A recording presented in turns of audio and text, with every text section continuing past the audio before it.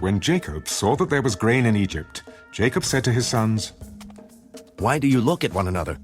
Indeed, I have heard that there is grain in Egypt. Go down to that place and buy for us there, that we may live and not die.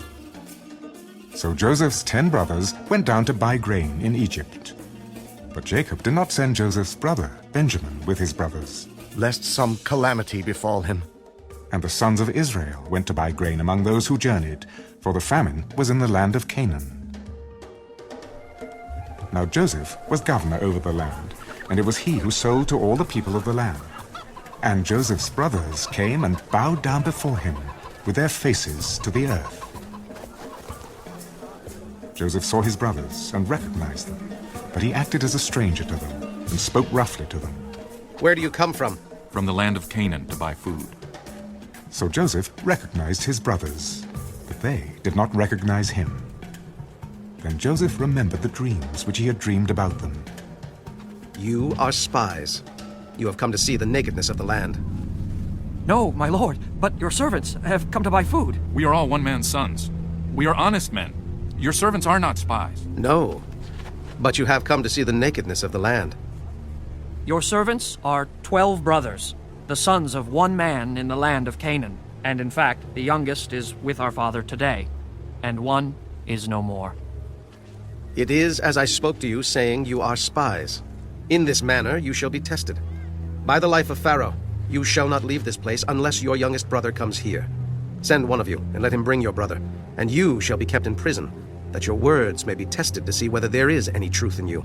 Or else, by the life of Pharaoh, surely you are spies.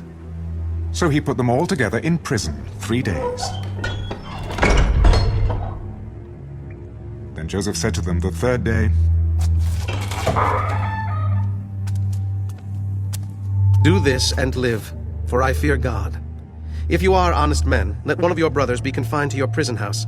But you, go and carry grain for the famine of your houses, and bring your youngest brother to me, so your words will be verified, and you shall not die.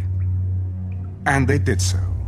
Then they said to one another, We are truly guilty concerning our brother, for we saw the anguish of his soul when he pleaded with us, and we would not hear. Therefore, this distress has come upon us. And Reuben answered them, Did I not speak to you, saying, Do not sin against the boy, and you would not listen? Therefore, behold, his blood is now required of us. But they did not know that Joseph understood them, for he spoke to them through an interpreter. And he turned himself away from them and wept. Then he returned to them again and talked with them. And he took Simeon from them and bound him before their eyes. Then Joseph gave a command to fill their sacks with grain, to restore every man's money to his sack, and to give them provisions for the journey.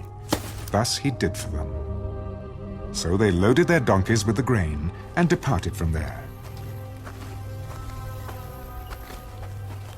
But as one of them opened his sack to give his donkey feed at the encampment, he saw his money, and there it was, in the mouth of his sack. My money has been restored, and there it is, in my sack. Then their hearts failed them, and they were afraid, saying to one another, What is this that God has done to us?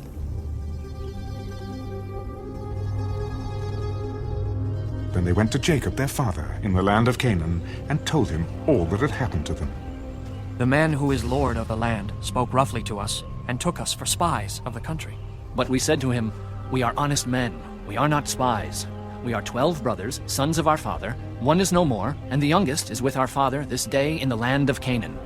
Then the man, the lord of the country, said to us, By this I will know that you are honest men. Leave one of your brothers here with me, take food for the famine of your households, and be gone.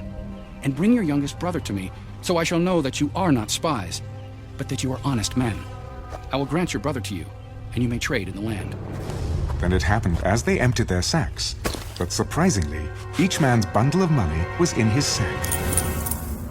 And when they and their father saw the bundles of money, they were afraid. And Jacob their father said to them, You have bereaved me.